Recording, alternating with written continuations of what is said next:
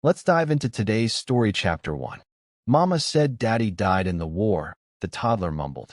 Then he looked straight at the man in the back of the church and said his name. Loud, clear, like he remembered him. Daniel Reeve didn't move. He couldn't. His boots were still dusty from the last stretch of desert. His shirt clung to him from the heat outside, but his blood had gone cold. The boy, barely walking, still wobbling between pews, stared at him like they'd met before. Like he knew. 3 rows ahead, Charlotte, the woman who had once waited for Daniel at every homecoming, froze. Her hand clutched the program for his own funeral. She didn't look back. Didn't need to. She already knew who was standing behind her. Daniel's name echoed like a gunshot in that silent church. And then everything started moving. Gasps. Whispers. The sound of a chair scraping back too hard. Someone dropped a phone. A flash went off. Daniel didn't blink. He took 1 step forward. Charlotte finally turned. Her face crumbled. Confusion, horror, guilt, and then reset like glass smoothing over. She clutched the child against her chest and said to no one in particular, "It's not him." Daniel kept walking. 3 years. That's how long they'd claimed he was dead. That's how long she'd moved on. Funeral. Obituary. Insurance payout. And now a child. A child too young to be his. A child that still knew his name. He stopped at the front pew. His voice didn't shake. "You told them I died." Charlotte stood, stiff, formal. "You weren't supposed to come back. You weren't supposed to come back." The priest whispered something and stepped away. People filmed with shaky hands. Some whispered his name again like it was a ghost story. He turned to the boy. The child blinked and smiled. There was no fear. The heat outside was worse than the church's tension. But Daniel needed air. He needed space to keep from doing something reckless. He walked until the chapel disappeared behind the trees. The sounds of tires on gravel. A woman crying. Distant murmurs. All of it blurred. 3 years underground. That's what the mission had cost him. A black op operation with no records, no return date, and no name. The kind where bodies were assumed lost and the military moved on. He wasn't even supposed to survive. But he had. And when he reached out, months later, no one answered. His father had moved states. His best friend had gone dark. Charlotte had changed her number. And then, he saw the obituary. No body. No military confirmation. Just a paragraph. Daniel Marcus Reeve, Kia, survived by his loving wife, Charlotte Reeve. There was a photo, her holding the folded flag. He memorized every pixel of it from an internet cafe in Istanbul. That was 6 months ago. Now, he was standing in the aftermath of it. Daniel rented a motel under a fake name. Standard protocol. Still muscle memory. He stared at the map on the wall. Pinpoints. Names. A timeline. Charlotte had cashed out his insurance 6 weeks after the obituary posted. $500,000. The baby was born 9 months later. That alone didn't break him. What broke him was how neatly it all lined up. Too neat. She didn't just move on. She planned something.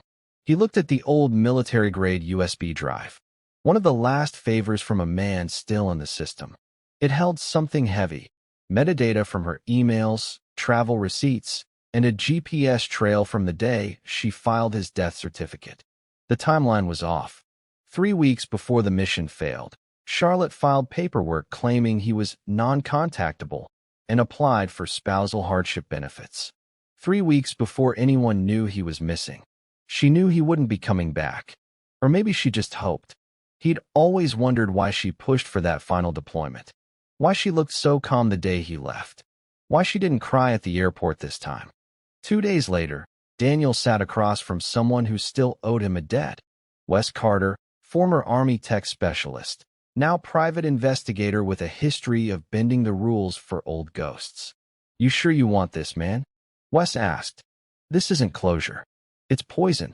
Daniel slid a folder across the table. "I don't want closure. I want the truth. And if I'm right, I want justice." Wes opened the folder. Surveillance photos. A copy of the child's birth certificate. DNA test request forms already half filled. Charlotte Reeve, he exhaled. Didn't think she had that in her. She didn't do it alone. Daniel's voice was flat, heavy, certain. Wes nodded slowly. I'll start digging. By the end of that week, Daniel had 3 things. A confirmed DNA test request submitted under a proxy name. Financial records showing Charlotte had wired large chunks of his insurance to an unnamed LLC in Virginia. Surveillance footage, grainy, but usable, of Miles Trent, Daniel's former squadmate, visiting Charlotte's house 6 times in 1 month, before Daniel was declared dead. Miles, the one guy who always lingered too long when Charlotte came around. The guy Daniel trusted with his life. The one who volunteered for the same mission and was conveniently injured just days before departure. Daniel stared at the footage. I'm gonna burn you down, he whispered. Not with bullets. With proof. The DNA report came in a plain envelope.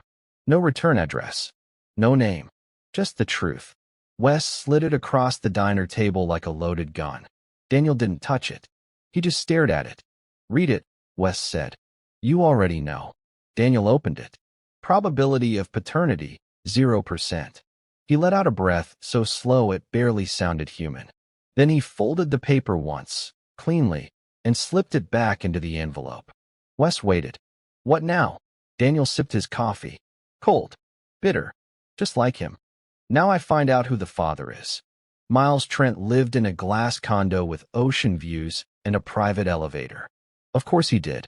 The kind of place a retired staff sergeant couldn't afford, unless someone paid him off. Unless someone owed him.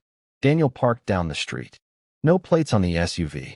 Just a pair of binoculars and a notebook on the dash. Classic recon, old school and quiet. In 4 hours, Miles left twice. Once for coffee.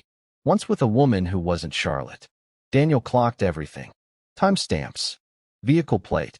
Entry codes from the keypad lock. No rush. No heat. Just observation.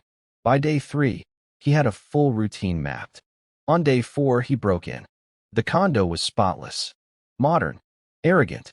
Daniel moved like water, gloved hands, silent steps, mind sharp. He checked the office first. Locked drawer. Thin laptop. External drive. He didn't touch the drive. Not yet. First, he photographed every paper. Wires. Transfers. A recurring payment from a company tied to Charlotte's LLC. It was a laundering chain. Clean money from dirty lies. Then he opened the top drawer. A photo, face down. He flipped it. Charlotte, holding the baby. Miles beside her, hand on her waist like he belonged there. Like he'd been there the whole time. Daniel didn't blink. He took the photo, slid it into his jacket, and disappeared before the elevator cameras ever turned back on. Wes met him outside the motel. This is bigger than just a betrayal, man. I know. I ran that LLC in Virginia. It's a shell. No office. No employees. Just a mailbox and a blind trust. Daniel waited. Wes pulled out a second folder. This one thicker, dirtier. I traced the trust backward. You're not gonna like this. He opened it. His father's signature. On a financial form co-signed with Charlotte. Dated 6 months before Daniel's death. It felt like a second funeral.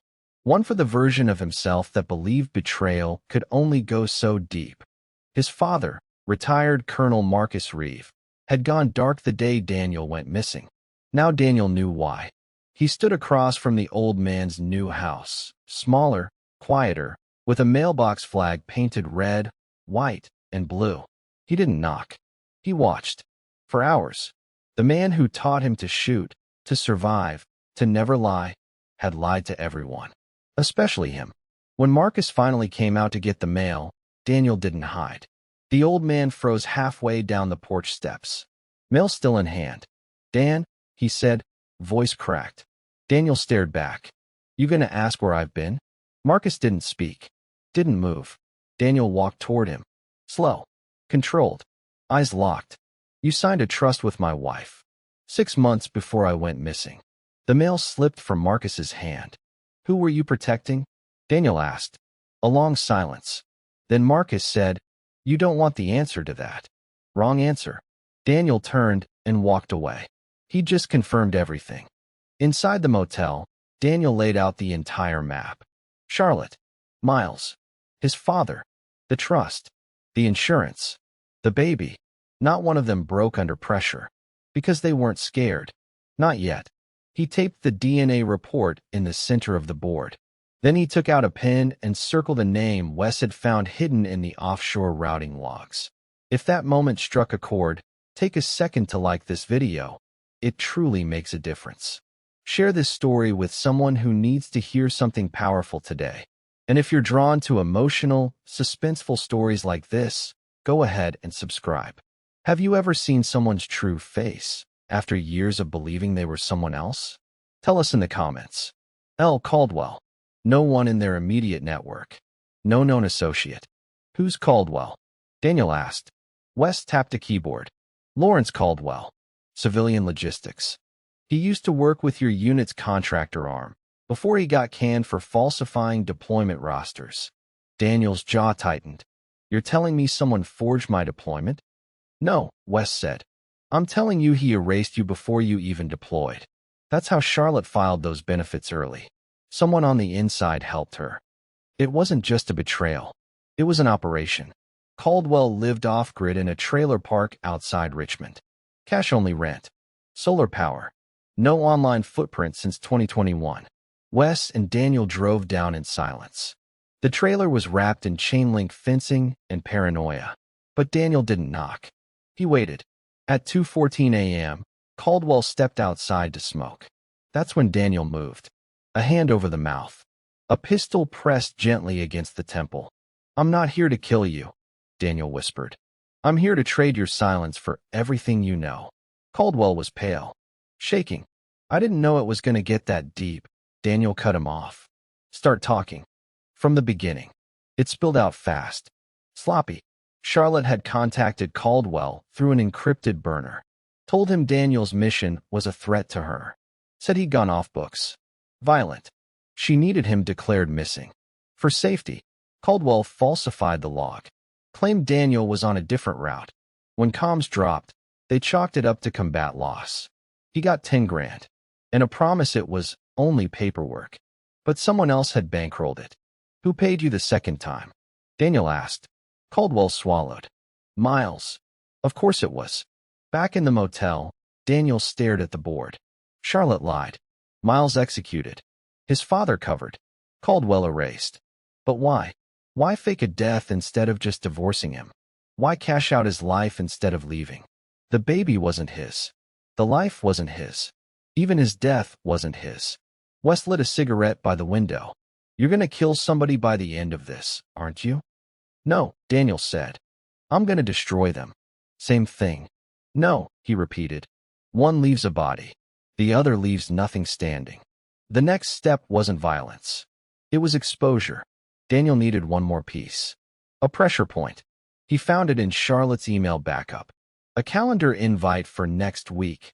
Reeve Family Trust Summit. Legal signing. She was transferring the trust. Making it hers. Final ownership. That meant everyone would be in one place. Charlotte, Miles, Marcus, and legal counsel. Perfect. Wes raised an eyebrow. What are you planning? Daniel smiled for the first time.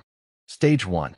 The Reeve Family Trust Summit was scheduled for 10 a.m. in a downtown law office. Marble floors, glass walls, the kind of place built to intimidate. Charlotte had planned everything down to the signature pen. The trust transfer would finalize her control of Daniel's assets. Legally, publicly, permanently. What she didn't plan for was Daniel being in the room first. He arrived at 8:17 a.m. dressed sharp. Clean cut. Unrecognizable to anyone who hadn't seen him in years, but undeniable once you looked close. He brought one briefcase, one manila folder, and zero emotion. He sat in the main conference room. Quiet. Still. Like a ghost that refused to leave. The receptionist glanced in twice and didn't say a word. At 9:03 a.m., Miles Trent entered with that same arrogant strut, laughing into a phone, sunglasses pushed up on his head. The moment he saw Daniel, he froze mid-step. The smile died. Daniel didn't blink. Didn't rise. Just nodded. Miles stepped back like he'd seen something he wasn't supposed to. You're not supposed to be here. I'm full of surprises. Charlotte arrived 3 minutes later, heels sharp, lipstick sharper. When she saw Daniel and Miles in the same room, her lips parted, but no words came. Daniel pointed to the table. "Let's all sit." No one moved. Then the lawyer walked in, flipping through a stack of printed documents. She didn't look up at first. "Thanks for being early. This won't take long if we just—" She glanced up, saw Daniel, stopped mid-sentence. Charlotte jumped in. "I can explain." "No need," Daniel said. "This is a legal meeting, right? So let's keep it legal." He placed the manila folder on the table. "Before you sign anything, I want to submit some supplemental documents." The lawyer hesitated. "Mr. Reeve, we had your death certificate, which was filed using falsified military data. I've since corrected it with federal authorities." He slid the folder forward. "What you're holding is not just evidence. It's perjury protection for you." The lawyer opened it. Photos, bank transfers, the DNA report, a signed affidavit from Caldwell. Charlotte's hand twitched. Miles looked like he was ready to run. Daniel leaned in, voice calm. "This trust is tainted. If it moves forward today, everyone at this table becomes complicit. Fraud, conspiracy, money laundering." The lawyer stared at the papers like they were radioactive. "Excuse me," she said, standing. "I need to make a call." She never came back. Daniel followed them out to the parking lot. Not to chase, just to let them see. He stood under the parking deck shadow as Charlotte turned, furious. "You think this scares me?" Daniel smiled. "You think this ends with you scared?" She stepped closer. "You walked away. You disappeared. You don't get to come back and burn everything down like it's your story." His voice dropped. "I didn't disappear. I was erased." Miles tried to step between them. Daniel's eyes cut through him. "You were always the backup plan, huh?" he said. Miles didn't answer. Daniel leaned in. "You had your chance to kill me, and you didn't take it. Now I'm back, and I'm not walking away." He turned, calm as ever, and left them standing there, angry, exposed, unraveling. That night, Charlotte made her first mistake. She called Daniel. He didn't answer. He let it go to voicemail and recorded every second. "You're bluffing," she said. "You don't have proof. You're angry, and you're trying to scare us. But I swear, if you come near my son again," click.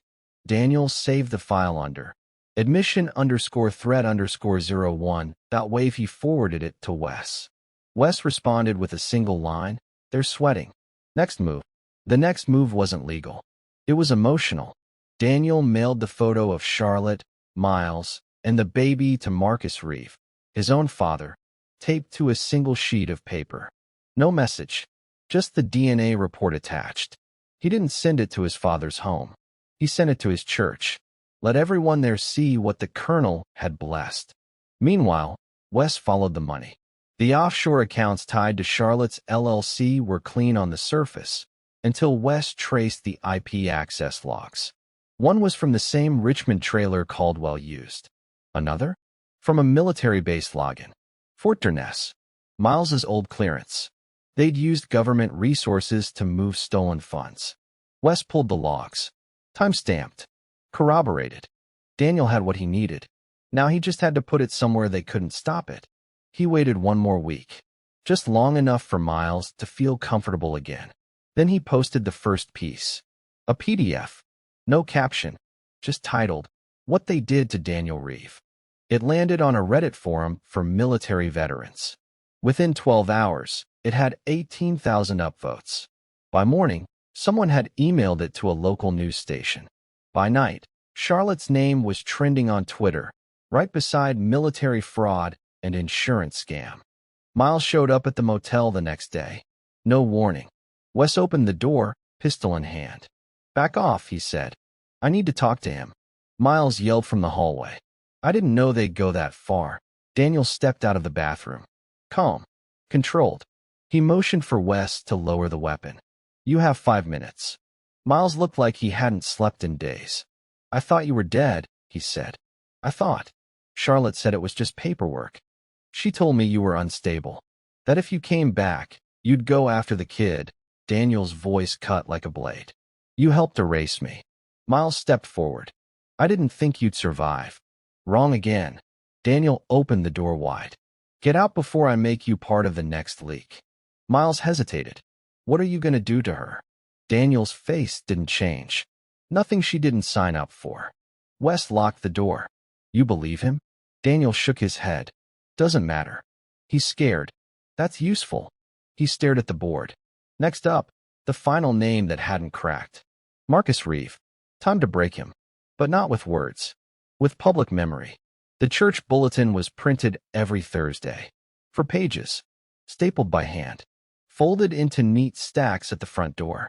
This week, page 3 carried a quote from Proverbs, a potluck announcement, and a photo of Colonel Marcus Reeve, standing tall beside a folded flag, smiling with his arm around a woman who wasn't his wife. The caption underneath? Protecting truth starts at home. Under it, see page 4. Page 4 held a copy of the DNA test, redacted just enough to avoid legal blowback, but clear enough to tell the story. The son was not his.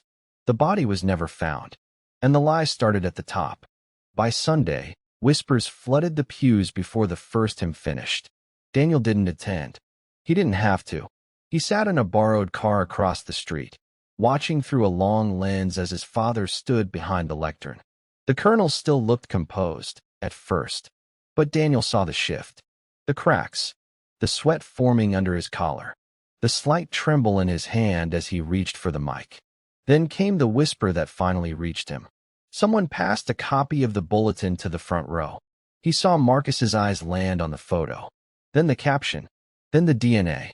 Marcus blinked, stopped mid-sentence, lost his place. He set the mic down and walked off stage in silence. Daniel met him 2 hours later in the church's back parking lot. Marcus didn't look surprised, just tired. You always did know how to make a scene, Marcus said. No scene, Daniel replied. Just a little truth. You remember what that looks like? The old man didn't answer. You signed a trust with my wife while I was deployed, Daniel said. You helped her erase me. Marcus finally looked him in the eye. You were gone. We thought you were dead. You hoped I was dead. Silence. I didn't raise a son to come back like this, Marcus muttered. Daniel stepped closer. You didn't raise me. You trained me. And I trained better than you thought. Marcus's face hardened. What do you want? Same thing I always wanted, Daniel said. A reason. Marcus didn't offer one. Instead, he handed Daniel an envelope. Inside, a single-page document. A trust clause. Handwritten notes. The original draft before the signature. But the last line was all that mattered. Contingent on Daniel Marcus Reeve being declared deceased. You sold me for an inheritance clause, Daniel whispered. Marcus nodded once. I made sure your name would live on. That's what legacy is. Daniel laughed. Cold. Low. Empty. You don't get to define legacy anymore. That night, Daniel uploaded the raw audio recording of Marcus's side deal to a private drop. It auto-shared to 5 military watchdog journalists. Then he sent one copy directly to the Department of Veterans Affairs. Then another to his father's old commanding officer. By Tuesday, Marcus Reeve was suspended from every veterans board he sat on. By Wednesday, he was served with a preliminary audit notice. And by Friday, someone from the local paper knocked on his door. Daniel didn't gloat. He didn't call. He didn't show up. He just circled Marcus's name on the wall with a red pen, then crossed it out. One left. Charlotte. She'd gone quiet. No statements. No posts. No photos. But silence wasn't safety. Silence was fear. Daniel's next play was surgical. He didn't leak photos. Didn't share bank records. He leaked audio. That voicemail. The one where she'd said, "You're bluffing if you come near my son again." It played on loop under a stitched-together TikTok slideshow. Her fake funeral, the DNA report, her financial payout. A perfect, brutal 59 seconds. It hit 1 million views in 24 hours. By Monday, her job suspended her, pending investigation. By Tuesday, a family court subpoena landed at her door. She wasn't the victim anymore. She was the con. Wes called that night. It's starting to get out of control. Daniel didn't answer right away. I mean, I get it. They deserve it. But what's your endgame here? Daniel stared at the map. I'm not finished. West Side. You keep pushing like this, someone's gonna try to stop you. Let them. Daniel clicked off the call. Then he made one final update to the board. He moved Charlotte's photo next to Miles's. Lined them up. Then underneath, wrote in sharp black ink. What else are you hiding? Because something still didn't fit. The baby knew Daniel's name, but no one ever taught him that. So how did he know? That answer was going to hurt. And Daniel was ready. The question had been eating at Daniel since the church. The baby said his name. Not Daddy. Not some babble that sounded close.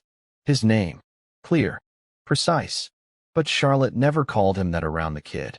Daniel had been gone before the boy was even born. There were no videos. No voice recordings online. He'd erased himself after the mission, completely off-grid. So how did the boy know? Wes met him at the motel with a flash drive and a grim look. I dug through her smart home backups, he said. The ones from before she wiped the accounts. He handed Daniel the drive. Security cams. Nursery monitor. Audio logs. All auto-synced to the cloud. Thing is, she forgot to deactivate the sync until a year ago. Daniel plugged it into the TV. Static. Time-stamped folders. He clicked one at random. It opened on a video feed of the nursery, camera above the crib. Audio scratchy, but loud enough. Charlotte walked in, sat in the rocker. Say goodnight to Daniel, she whispered to the baby. Daniel froze. She wasn't talking about him. She was talking to him. On the wall, half hidden behind a shelf, a thin tablet screen blinked on. Daniel's face appeared. Pre-recorded. Talking gently. Hey there, buddy, it's Daniel. You don't know me yet, but I'm gonna watch over you, okay? His voice was calm, warm, familiar. The baby in the crib gurgled, smiled, kicked. More clips followed. Dozens. Charlotte had been playing recordings of Daniel for the baby for months. Wes was silent. Daniel leaned in. Pause. Go back. He pointed to a frame where Charlotte looked directly at the camera. Zoom in on her necklace. Wes enhanced it. Cheap security cam quality, but clear enough. A thin black pendant. Rectangular. Not jewelry. A flash drive. Encrypted. Always with her. Probably carried Daniel's full audio logs. Or video diaries. She'd wanted the baby to know him. Which didn't make sense. Unless she lied to everyone, Daniel said. But not to the kid. Wes rubbed his jaw. You think the baby's yours? Daniel shook his head. The DNA doesn't lie. But this doesn't make sense. Why show him your face? Why say your name? Daniel looked back at the screen. There was only one reason. Guilt. Or love. Or both. Charlotte didn't just fake his death for money. She faked it to protect something. Or someone. The next day, Daniel followed Charlotte. Not for confrontation. For answers. She didn't go to a lawyer's office. Or a court. She drove 2 hours outside the city to a private behavioral center. Daniel waited. Watched from a distance. Took photos. She emerged 38 minutes later, eyes red. Wes ran the facility. It wasn't a rehab. It was a pediatric trauma clinic. Daniel stared at the logo on the building. Cedar Horizon, Children's Speech and Memory Center. He didn't know what it meant yet, but he was about to. That night, a burner phone buzzed on Daniel's dresser. No caller ID. He let it ring twice. Answered on the third. Charlotte's voice came through low. Raw. I know you're following me. Daniel didn't deny it. Why the clinic, he asked. Silence. You're playing my voice for a kid who isn't mine. Teaching him my name. What? More silence. Then, because he is yours. Daniel's heart didn't race. His breath didn't change. But his knuckles went white around the phone. You ran the test, he said. It said 0%. I used Miles, she said. On purpose. Daniel closed his eyes. He wanted the baby to be his so badly, she said. I gave him the test he needed. Why? Because if I gave him the truth, he would have taken him. The line shook. A faint sound, like her trying not to cry. Daniel stayed silent. Charlotte whispered, He's yours. I kept the real test. I hid everything. I didn't know you were alive. I just wanted him to know you, somehow. Why fake my death? A pause. Then, because someone tried to make it real.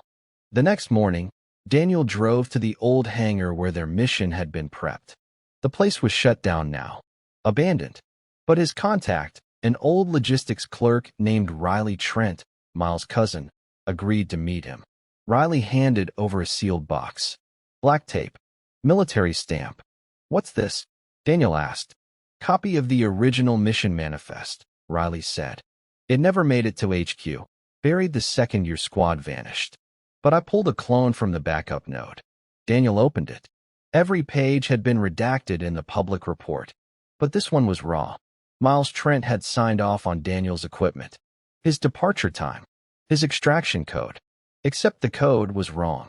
It wasn't Daniel's. It was someone else's. Caldwell's. That wasn't a clerical error. That was a setup. Daniel met Wes that night, eyes burning. "She didn't fake my death," he said. "She was convinced I'd die, because someone rigged it that way." Wes leaned in. "You think Miles?" "I think he did more than sleep with my wife." He put the flash drive necklace on the table. "I think he tried to bury me in the desert." Back at the motel, Daniel rewatched the nursery videos. Listened to the baby laugh at his voice. Saw how Charlotte mouthed the words with him. He wasn't just a memory in that room. He was an anchor. And now he had something stronger than revenge. He had a son, one they tried to erase. But Daniel was done hiding. Now it was time to take everything back. One leak at a time. Daniel didn't wait for darkness this time. He walked into the Veterans Fund Gala wearing the same suit they buried him in. The event was full of polished boots, overpriced whiskey, and red, white, blue backpats from people who hadn't seen dirt in years. It was being live-streamed on a local affiliate, something Charlotte had helped organize before everything unraveled. And now, Miles Trent was the keynote speaker. Topic: honor, brotherhood, and sacrifice. Daniel almost laughed when he saw the program. He didn't need to sneak in. He didn't need clearance. All he needed was timing. Wes was already inside, working sound from the back. The two had rehearsed everything. Daniel's words, the timing of the cut, and the footage they were about to drop, like a grenade. The speech began exactly at 8 p.m. Miles looked good under the lights. Jaw set, suit crisp, tie tight. He opened with the usual. "Tonight, we remember those who gave everything." He hadn't given anything. He took. Daniel waited behind the curtain stage left. The clock ticked. At exactly 8:04, Wes pulled the trigger. The house audio glitched, not enough to stop things, but just enough to delay. On the big screen behind Miles, the slideshow was supposed to show troop photos. Instead, it froze, then flickered, then cut to black. Then came Daniel's voice. "This is the story of a soldier who didn't die, and the man who tried to bury him anyway." The room went silent. Miles turned, saw the screen. His face drained. The crowd watched as video footage played. Miles entering Charlotte's home months before Daniel's deployment. Security footage from his condo. The nursery audio of Daniel's name. Financial records. The falsified military log with Miles' signature. Daniel stepped onto the stage. No microphone. Didn't need one. "You lied to my wife. You tried to kill your teammate. You forged an op that should have gotten you court-martialed. And instead, you slept in my bed while the world cried over my empty coffin." Security froze, confused whether to move or stay put. The crowd erupted, not in applause, in gasps, whispers, murmurs, the beginning of a storm. Miles took a step forward. "Don't do this." Daniel raised a hand. From the wings, Wes walked out and dropped a hard drive onto the podium. "Everything you've just seen is time-stamped, chain of custody verified, and in the inbox of 5 different military oversight committees," Daniel said. He faced the cameras. "My name is Daniel Marcus Reeve. I was declared Kia on May 17th, 2021. But I survived. And this man," he pointed to Miles, "made damn sure no one came looking." The final image appeared on the screen, a blown-up photo of the DNA test, with a red overlay that read, "Not the father." The crowd exploded. Miles tried to walk off stage. A group of reporters followed. Wes stepped into his path. "Smile for your court summons." Charlotte didn't show her face for 3 days. Then the media caught her leaving a courthouse, sunglasses on, child in her arms. No makeup, no press statement. Daniel didn't approach her. Not yet. The moment was too public, too exposed. And his next move wasn't about shame. It was about protection. Daniel filed for legal paternity rights that same week. The real DNA test was submitted under his name. Verified. Sealed. Charlotte's attorney didn't fight it. She didn't have ground to stand on anymore. But she did request something surprising. Mediation. Not court. Not war. Just a table. 2 chairs. And the truth. The room was gray. No windows. A third-party mediator sat between them, expression neutral. Charlotte looked older. More fragile. But not broken. She brought no lawyers. No files. Just the necklace. The one with the flash drive. She placed it on the table. Daniel stared at it. Then at her. You lied to everyone. I didn't lie to him, she said softly. Not once. Why keep playing my voice for him if you wanted me gone? Because I didn't want you gone, she said. I wanted you safe. Daniel leaned forward. Then why help forge a mission file that left me for dead? Her eyes welled up. I didn't, she whispered. That part wasn't me. She pushed the necklace forward. There's something you need to hear. Later that night, Daniel sat alone in the motel. The necklace drive was plugged into his laptop. One file, dated the night before his last deployment. Video. Charlotte sat on their old bed, looking straight into the camera. If you're seeing this, something went wrong. She held a copy of his deployment briefing. I found out you were being sent without comms. No extraction. Just an observe and burn op. That's not protocol. I asked Miles about it. He told me it was classified. But something felt off. She paused, held up a burner phone. I tried calling your father. He told me not to interfere. That this was above my clearance. He knew. Her voice cracked. If you don't come home, I need our son to remember your voice. I need him to know you existed. Daniel closed the laptop. His hands shook. She hadn't tried to erase him. She'd tried to preserve him. Outside, Wes waited on the balcony. Daniel stepped out, lit a match, didn't speak. So, Wes said, you gonna burn it all down? Daniel exhaled smoke into the cold night. No, he said. I'm gonna build something better. But first, he turned to Wes. We finish this. And by finish, he meant public prosecution. Not just Miles. Marcus Reeve. The last man still hiding behind rank, silence, and medals. Marcus Reeve didn't answer the door when Daniel showed up. Didn't respond to the knocks. The voicemail. The letter. So Daniel left him a different kind of message on live television. A Sunday night interview. One-on-one. Pre-recorded. Tightly edited. Nothing sensational, just facts. Documents. Dates. Bank logs. Footage. The kind of truth that doesn't need dramatic music. But the last minute? That was personal. He looked into the camera. Calm. Razor sharp. You were the man I was supposed to become. The name I was supposed to carry. You taught me everything. Except how to live with betrayal. So now, I'll teach you what comes after. The clip went viral before midnight. The next morning, Daniel found an envelope outside his motel door. No return address. Inside, a key, a hand-drawn map, and a single line written in block letters. Let's talk. No lies this time. The cabin was 3 hours out, tucked into the Blue Ridge trees, hidden behind a fake trail marker and an old ranger's sign. Marcus stood on the porch. He looked smaller than Daniel remembered. Less soldier. More old man. No salute. No handshake. Just a nod. Daniel stepped through the door like walking into his own memory. Same musty smell. Same cold stone fireplace. They sat, across from each other. A table between them. No pictures on the walls. Just silence. Then Marcus said, I tried to kill the mission. I didn't try to kill you. Daniel said nothing. Marcus poured 2 glasses of bourbon. Pushed one forward. I found out about Caldwell's forgery a week before you deployed. But by then, it was already signed off. You could have pulled me, Daniel said. I tried. You didn't try hard enough. Marcus's voice was gravel. They told me if I flagged the file, they'd review everything. The trust. My ties to Charlotte. The offshore account. So you stayed quiet. Marcus nodded. I chose the lesser fire, and it still burned everything. Daniel leaned in. Why her? Of all people, why get involved with her? I didn't, Marcus said.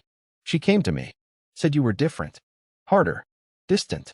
She was scared. She was pregnant. I didn't know that then. And when you did, Marcus looked away. She asked me what to do. I told her to protect the kid. Whatever that meant. Daniel's jaw clenched. It meant faking my death. It meant surviving in a world that wasn't fair. Same way I did. Same way I thought you would. Daniel pushed back his chair.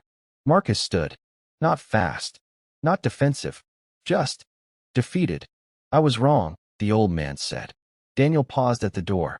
I'm not you, he said. Marcus nodded. That's the only thing I ever prayed for.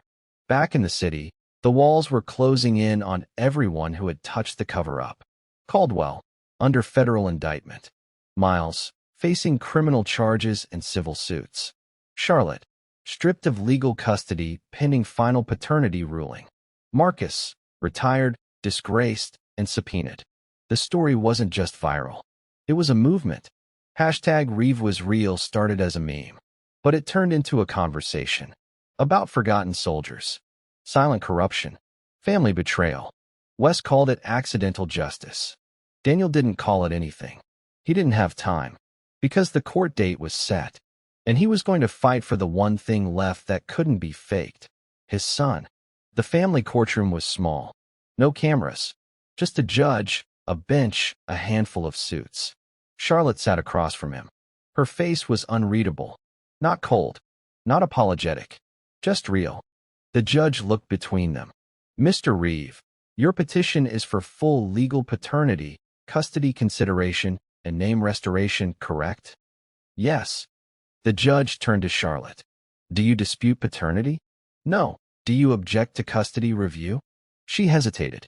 Then, no, why? Charlotte's voice cracked. Because he's the only man that boy thinks is his father. And because he is. The room went quiet. Even Daniel didn't speak. The judge nodded. We'll begin the review process. In the meantime, shared custody. Immediate supervised access. Daniel's breath caught. Supervised? He didn't care. He'd waited years. He could wait one more week. That weekend, he met his son for the first real time. No screens. No cameras. No barriers. Just a quiet children's center. A soft rug. A case of toys. And a small boy with familiar eyes, hugging a teddy bear that had once belonged to Daniel himself. Hey, buddy, Daniel said, kneeling. The boy looked up, studied him, then walked over, took his hand, and sat in his lap like he belonged there.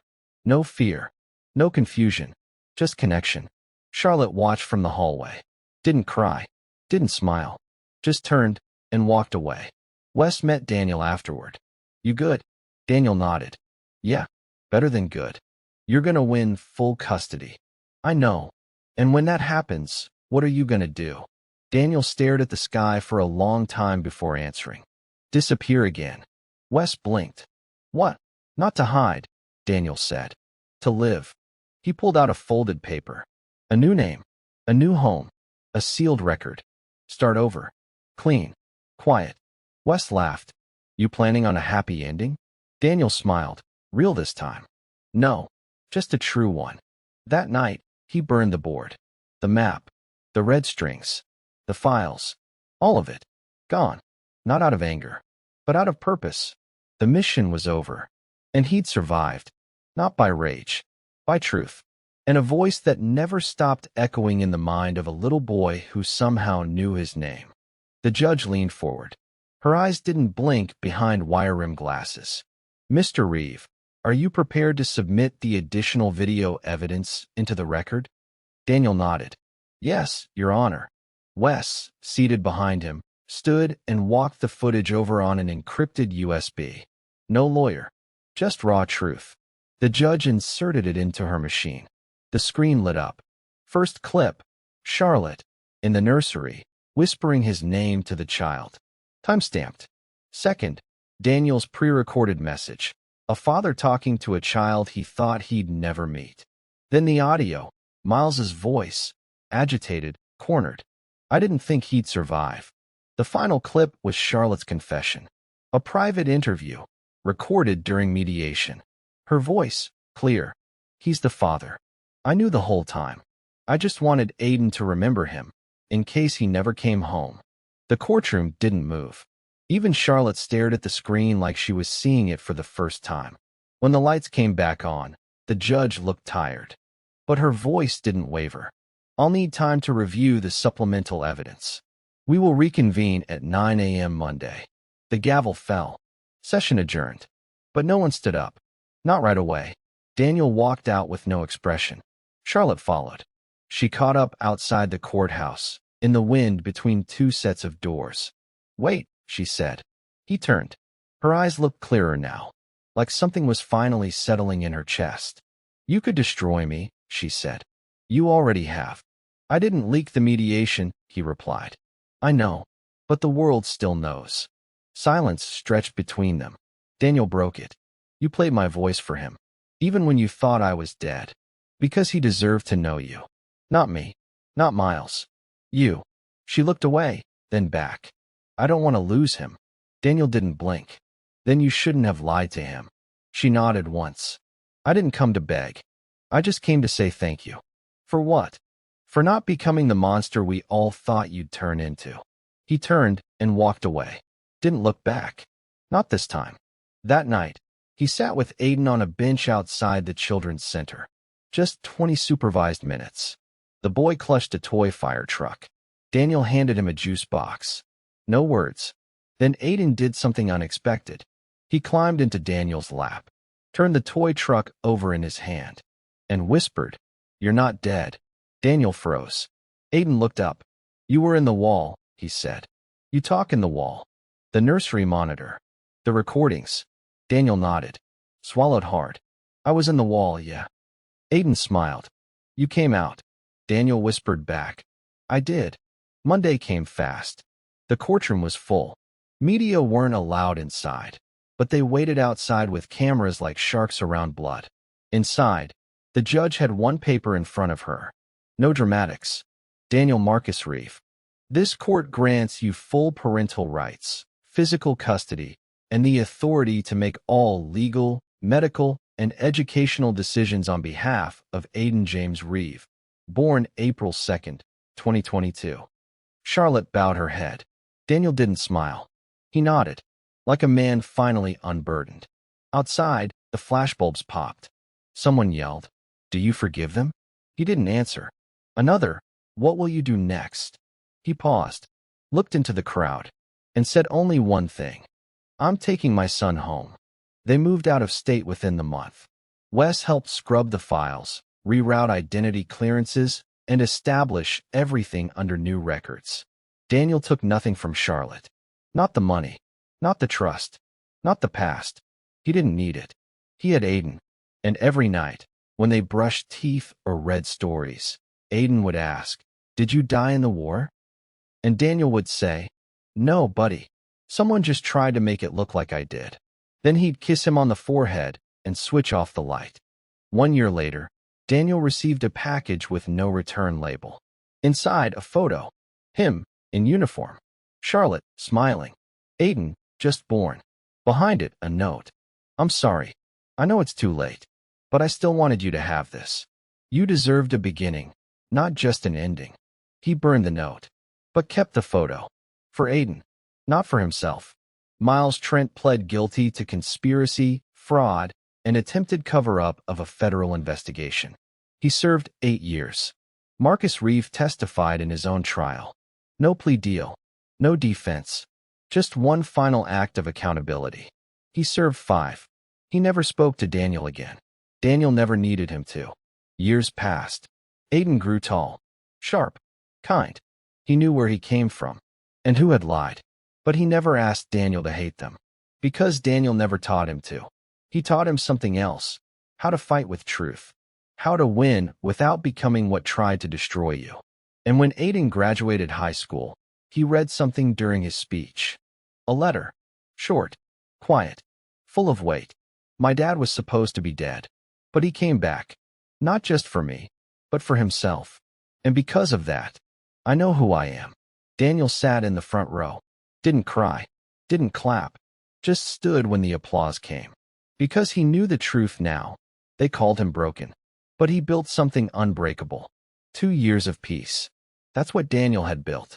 Aiden was in school, reading well above grade level, drawing pictures of trucks and superheroes and sometimes, quietly, soldiers. They had a garden, a dog, quiet neighbors. Daniel's past lived in a locked drawer under his bed. The old IDs, the USBs, the court transcripts. He hadn't touched them in months. Until the envelope came. No stamp, no name, just a flash drive. Black, smooth, government issue. Daniel stared at it for a long time. He knew the look. This wasn't over. The file was labeled Echo. Inside, a single video. Low quality, digitally degraded. But Daniel's blood turned to ice. Miles Trent. Not recent footage. A hidden camera feed. Old date stamp. 1 week before his court hearing. Prison uniform. Sitting across from a visitor whose face wasn't visible. The audio was cracked, but the words came through. He thinks he won. Thinks it's over. The voice wasn't Miles. It was older. Calmer. Southern drawl, but clipped. Let him think that. Truth doesn't matter anymore. Legacy does. Daniel froze the frame. That voice. He knew it. Colonel Bram Avery. Retired. Power broker. Quiet ghost in the military-industrial complex. An old friend of Marcus Reeve. He wasn't just an officer. He'd signed off on the original forged deployment order. The one Caldwell faked. The one Miles coordinated. The one Marcus didn't stop. This man didn't just watch Daniel disappear. He'd built the vanishing. And now he was talking about him again. Daniel took the drive to Wes. They scanned it for metadata. All wiped. But there was one trace left. A GPS ping from the prison transfer van. Date matched the footage. Wes cross-checked it with Avery's known properties. Nothing on record. Until Daniel remembered something from his childhood. A ranch. No military markings. A place Marcus used to take him before deployments. Quiet hills. Horses. Bram's place, he called it. Wes pulled property tax records. Black Hollow Preserve. Rural. Remote. No security on paper. But probably layered with silent protection. Daniel didn't wait. He left Aiden with Wes. Told him, if I'm not back in 48 hours, destroy everything. Then he drove 8 hours into the hills. Took only what he needed, a burner phone, a compact recorder, and a penknife. This wasn't a hit. It was a recovery mission. He wasn't after violence. He wanted the final piece of the truth. Black Hollow was exactly as he remembered. Long drive, rusted gate, fields that whispered secrets. He parked half a mile out. Walked the rest. No dogs. No alarms. Just a porch light. Daniel stood in it. Knocked once. Bram Avery opened the door like he'd been waiting. Son of Marcus, he said. You watched them erase me. No, Avery said. I helped them erase you. No lies. No games. Avery stepped aside. Come in. You want answers? I'm tired of burying them. Inside, the house smelled like pine, dust, and age. Avery moved slowly. Poured 2 glasses of water. Daniel didn't drink. Avery Saturday, you were always sharp, he said. Too sharp to just be a pawn. That's what scared them. You followed orders, but you asked why. That's not good for black ops. Daniel's jaw flexed. So you killed me. No, Avery said. I archived you. There's a difference. He pulled out a worn folder. Tossed it on the table. Daniel opened it. Mission logs. Photo stills. His own face, circled in red. Operation Husk. The real name behind the desert op that was wiped from military servers. You weren't meant to survive, Avery said. But I didn't put the bullet in you. That was supposed to be nature. Or chaos. Or the enemy. Daniel flipped pages. Notes. Funding trails. Signatures. One name stood out at the bottom.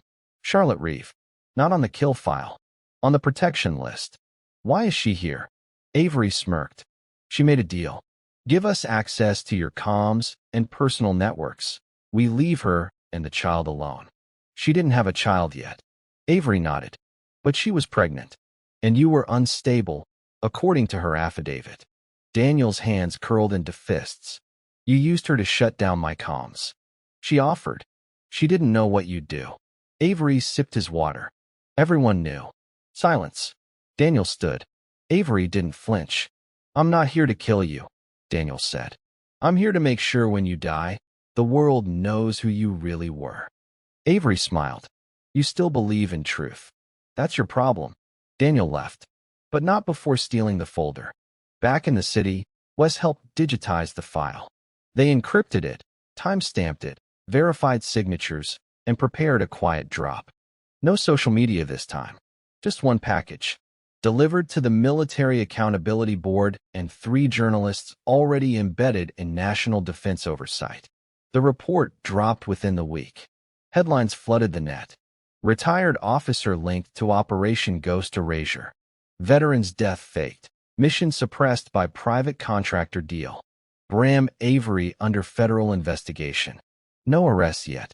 But Daniel didn't need them. He needed truth to outlive the lie. That night, he sat outside the house, watching Aiden sleep through the window.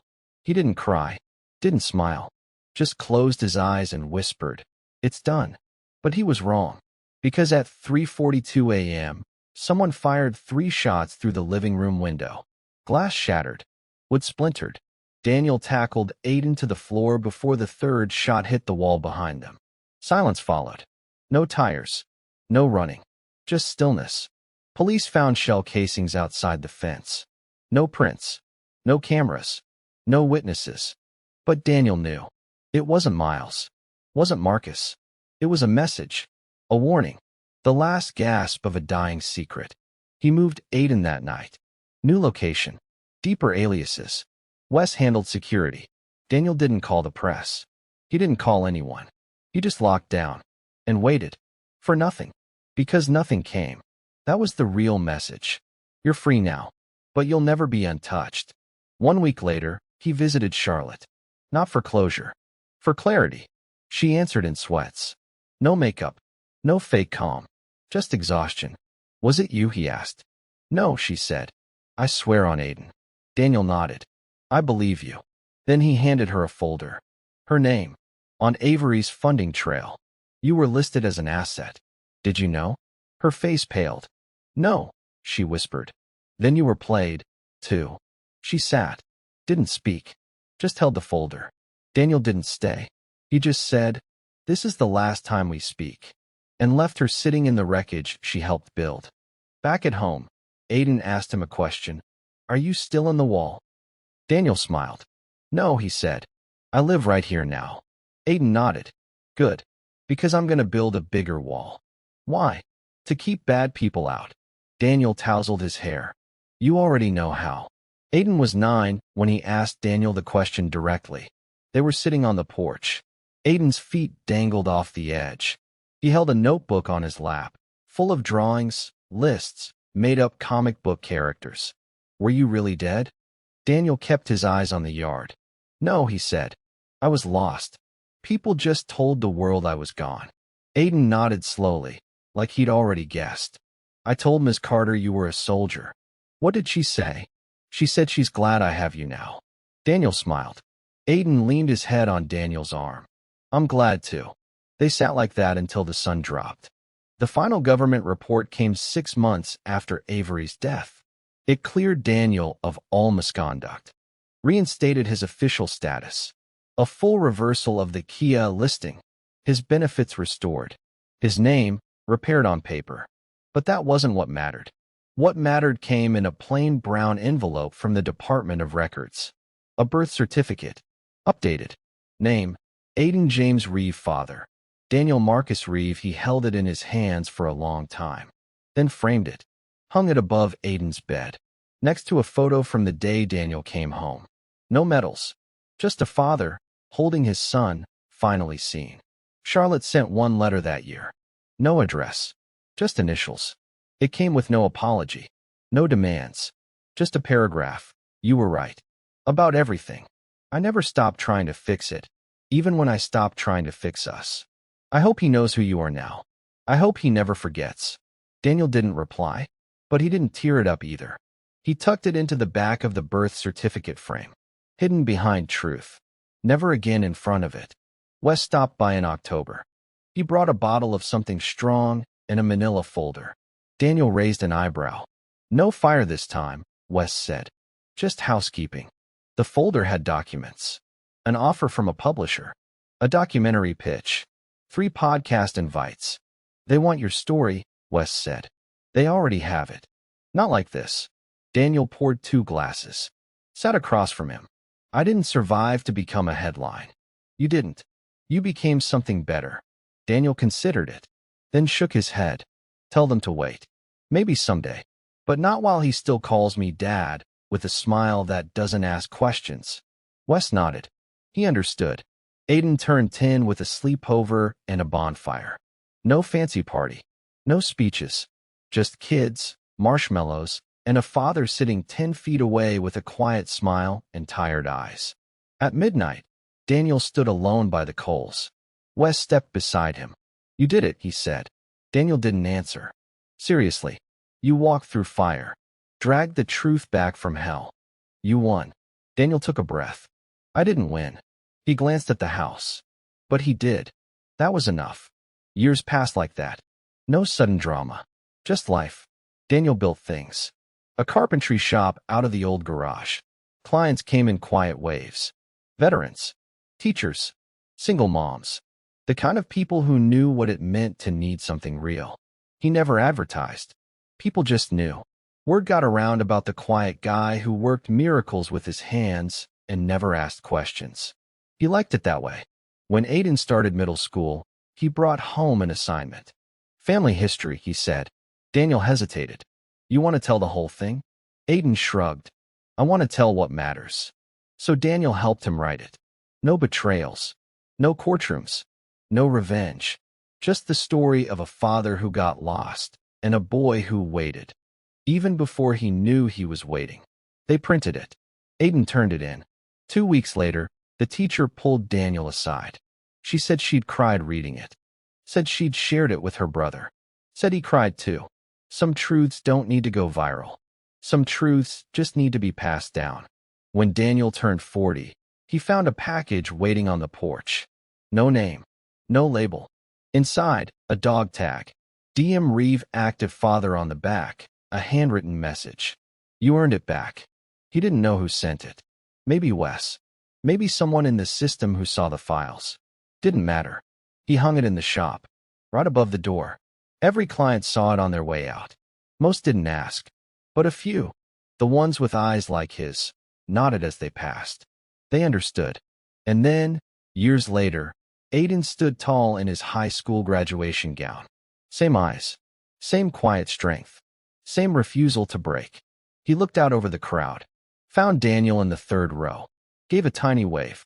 Then walked across the stage like someone who'd carried a name that almost didn't exist and made it mean something. Afterward, in the parking lot, Aiden handed Daniel an envelope. No speech. Just a hug. Inside, I don't remember the day you came back. But I remember what happened after. And that's what makes you my father. Daniel folded the paper. Put it in his jacket. Said nothing. Just held his son's shoulders a little longer than usual. They moved again the next year. Not to hide. To start fresh. Again. On their terms. Daniel bought a plot of land. Built a small house from the ground up. Took his time with every nail. Let Aiden design his own room. No secrets in the walls this time. Only windows. Only light. The last time Daniel returned to his old town, he walked through the cemetery. No camera crew. No press. Just a man in a jacket, stopping at a row of names that once meant silence. He didn't cry. Didn't talk. He just placed a small wooden carving on one grave. A boy's name. An empty birth date. A forgotten father. Daniel placed it there without ceremony. And walked away. Because ghosts didn't own him anymore. He had a name. He had a son. And they were both still here. They called him broken. But he built something unbreakable. If this story moved you, if something in it stayed with you, tap the like button. Share it with someone who needs to hear a story like this. And if you want more stories that aren't just told, but felt, go ahead and subscribe. Because some truths never die.